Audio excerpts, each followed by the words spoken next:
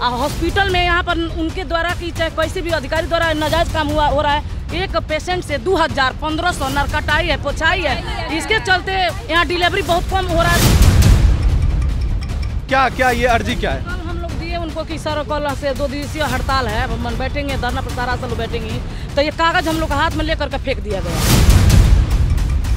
Party के कार्यकर्ता हैं, सबसे मैं बात करके इससे भी बड़ा आंदोलन करवाऊंगा। ये तो अभी ये पहला दस्तक है। इसके बाद जैसे कोरोना में लगा है ना फर्स्ट डोज सेकंड डोज, तो हम लोग प्रभारी जी को सीधा बूस्टर डोज देंगे यहाँ से।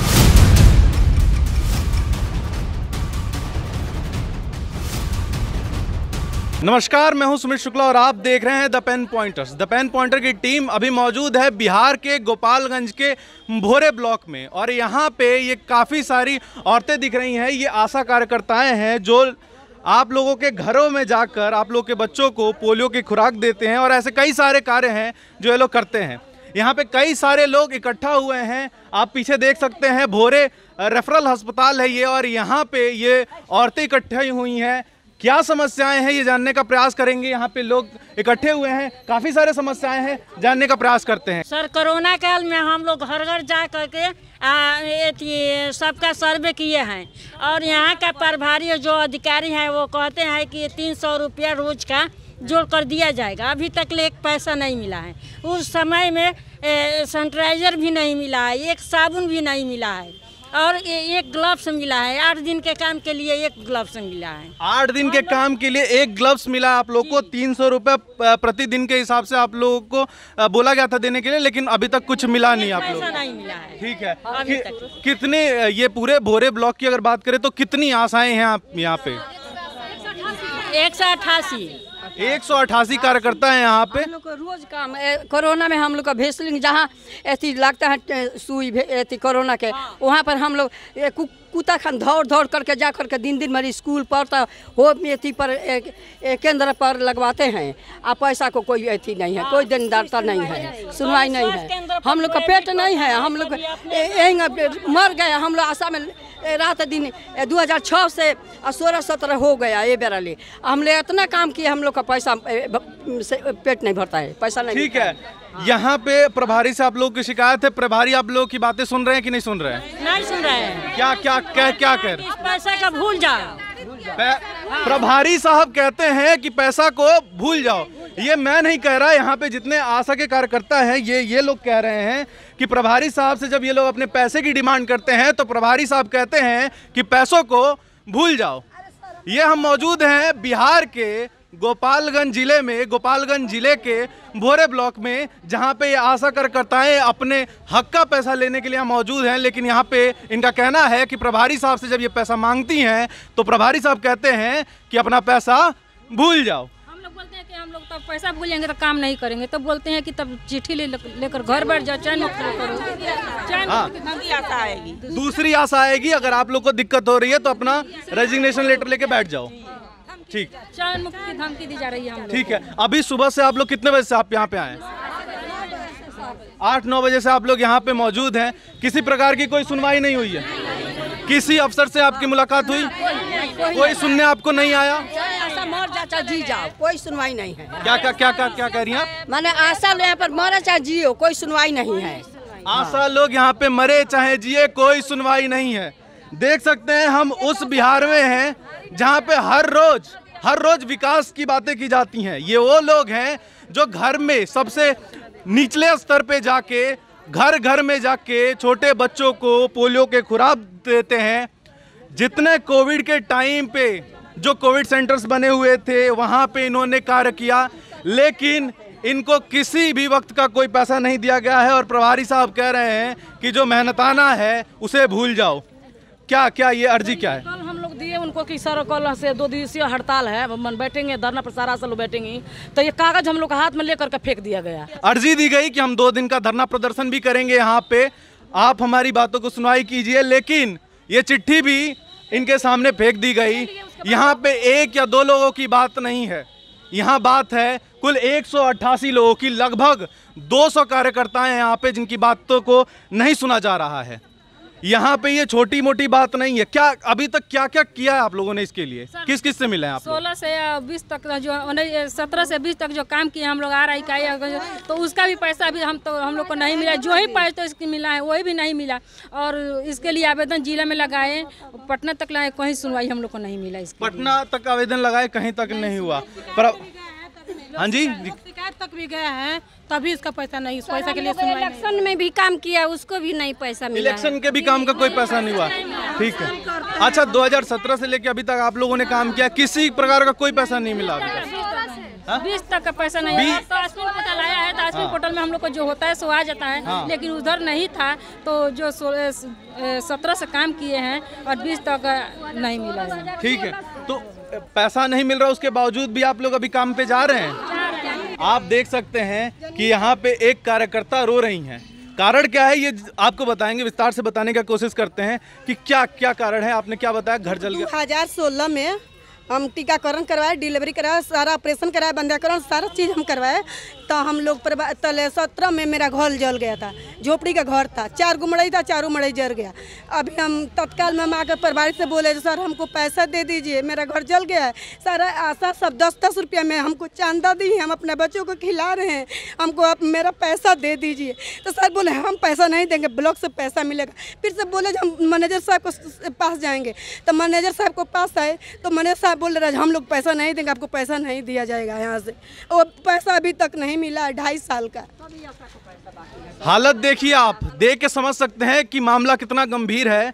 एक आशा कार्यकर्ता जो कि सबसे निचले स्तर पे जाके लोगों के घर घर में जाके ये पोलियो का खुराक देने का काम कर रही हैं, उनका घर जब जलता है तो सारी आशा कार्यकर्ताएं जो हैं वो 10-10 रुपये चंदा मिलाती हैं इनका घर बनवाने के लिए। लेकिन प्रभारी साहब कहते हैं कि हम पैसा नहीं देंगे, या फिर इनका जो भी हक का पैसा उस वक्त बनता है वो जब ब्लॉक से पास होगा वो मिलेगा। लेकिन किसी प्रकार की कार्रवाई करने के लिए प्रभारी साहब तैयार नहीं है। पेमेंट भी रोक दिए, नहीं अभी तक तत्काल में नहीं दे रहे हैं। पेमेंट मेरा रुक गया 6 माह से, 6 महीने से पेमेंट भी रोका हुआ है। आप फिर भी कार्य कर रही हैं? जी सर, हम अभी आज टीका अब सुनिए, आज अगला बुध को ऑपरेशन करवाए थे, 22 तारीख को ऑपरेशन कर रहे थे। आज टका कटवाने के लिए लेकर आए थे, तो हम टका कटवा कर भेज दिए गए मरीज को। मगर हमको पता था जो यहाँ पर धरना पड़ता था हम लोग को देना है, मगर हम सोचे जो मरीज को ब्लड आ रहा था तो उसी से हम लेकर चले आए। देखिए, अपने कार्य में किसी प्रकार की ये लोग कोताही नहीं कर रहे हैं, लेकिन इनको पैसों के साथ हर वक्त कोताही की जा रही है। 2020 से लेकर अब तक सबके पैसे फंसे हुए हैं, किसी प्रकार का इनको कोई जो है सुनवाई नहीं की जा रही है। प्रभारी साहब जो हैं वो भी इनकी सुनवाई नहीं कर रहे हैं, किसी प्रकार के कोई जो हाँ जी बिल्कुल सर, हम लोग 178 आशा, हम 10 फैसिलिटेटर है। हम लोग सारे लोग इन लोगों से हॉस्पिटल से जो भी आदेश मिलता है हम लोग सारी आशा को शेयर करते हैं। सारी हमारी आशा दौड़े क्षेत्र में बिना खाए पिए दौड़ जाती है काम के लिए। तो मानिए कि सर काम करें तो पैसा हम लोग दिलवाना हक है ना। जब सर के पास जाते हैं कोई समस्या होता है तो कहते हैं आपका बात स्टाफ का नहीं सुनेंगे, पब्लिक का सुनेंगे हम। हॉस्पिटल में यहाँ पर उनके द्वारा कि चाहे किसी भी अधिकारी द्वारा नाजायज काम हो रहा है। एक पेशेंट से 2000, 1500 नरकटाई है, पोछाई है, इसके चलते यहाँ डिलीवरी बहुत कम हो रहा है।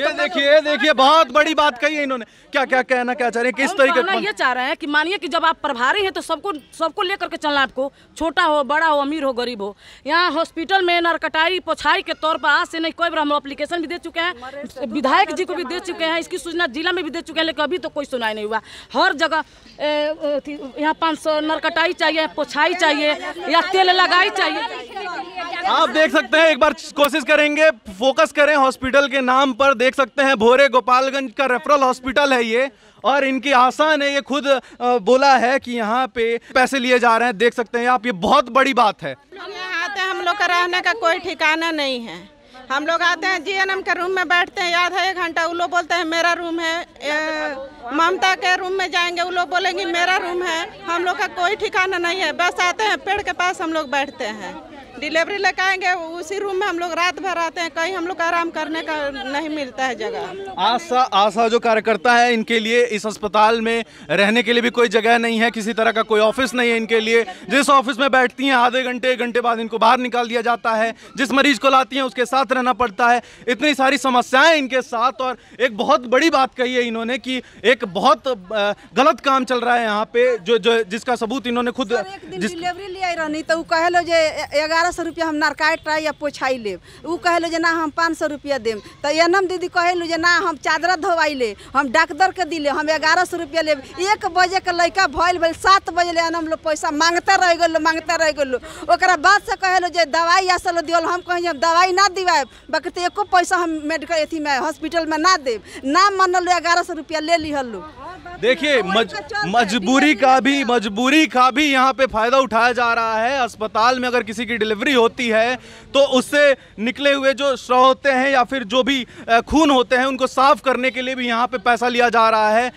सरकारी हॉस्पिटल के नाम पे भी यहाँ पे लूटपाट चल रही है, जबकि सरकार का कहना है कि वो डिलीवरी करने वाली जो भी डिलीवरी जिनका होने वाला है होता है उन महिलाओं के लिए वो गाड़ियाँ तक फ्री कर रखी हैं, उनकी गाड़ियाँ तक फ्री जा रही हैं। लेकिन अस्पताल में आने के बाद उनसे 1100, 1500, 2000, 5000 ऐसे पैसे लिए जा रहे हैं।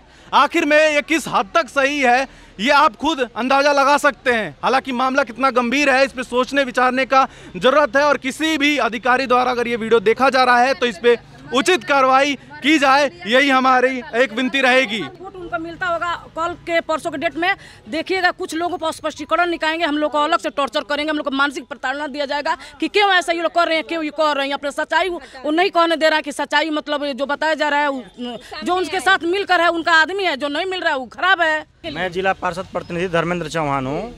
अभी 20 दिन पहले एक आया था यहाँ प्रसव के बाद उस महिला से एनएम के द्वारा 1000 रुपया मांगा गया कि पर्चा दे दीजिएगा तब हम देंगे।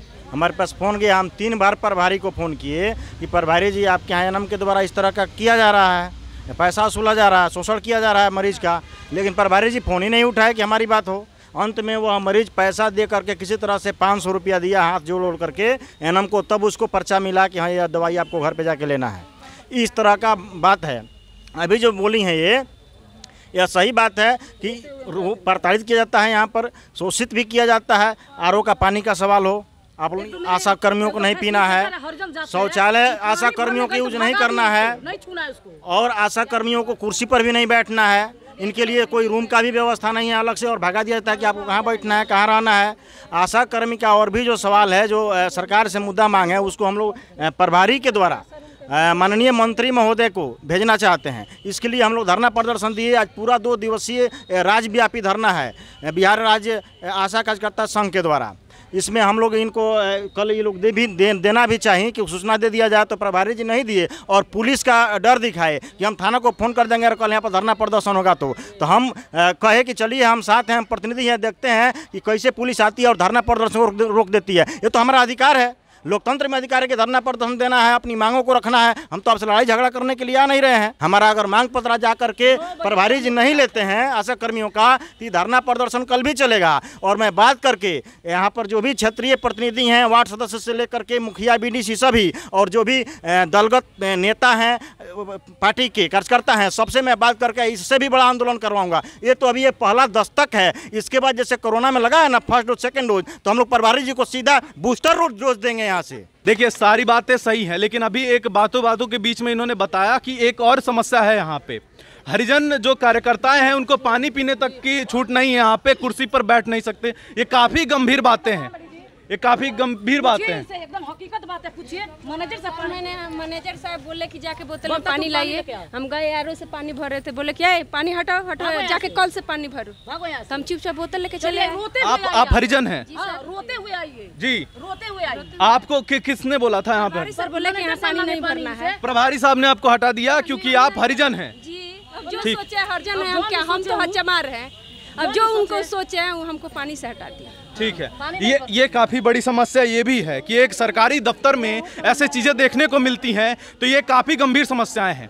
एक समस्या की क्या बात करें, हम यहाँ पे अनेकों ऐसी समस्याएं हैं जिन पर अगर आवाज़ उठाएं तो अलग अलग धरना देने की ज़रूरत पड़ जाएगी। लेकिन फिलहाल यहाँ पे जितनी भी महिलाएं यहाँ पे उपस्थित हैं, हम इनके तरफ से यही आग्रह करेंगे, जो भी इन वीडियो को ऑफिशियल देख रहे हैं, कि इस मामले पर उचित कार्रवाई हो। अगर उचित कार्रवाई नहीं होती तो ये लोग भी आगे तक जाएंगे और इससे भी ज़्यादा बड़ा कार्रवाई करेंगे, ऐसा ये लोग कह रहे हैं। जुड़े रहे हमारे साथ, मिलता हूं मैं आप लोगों से नए वीडियो में। तब तक के लिए जय हिंद, वंदे मातरम।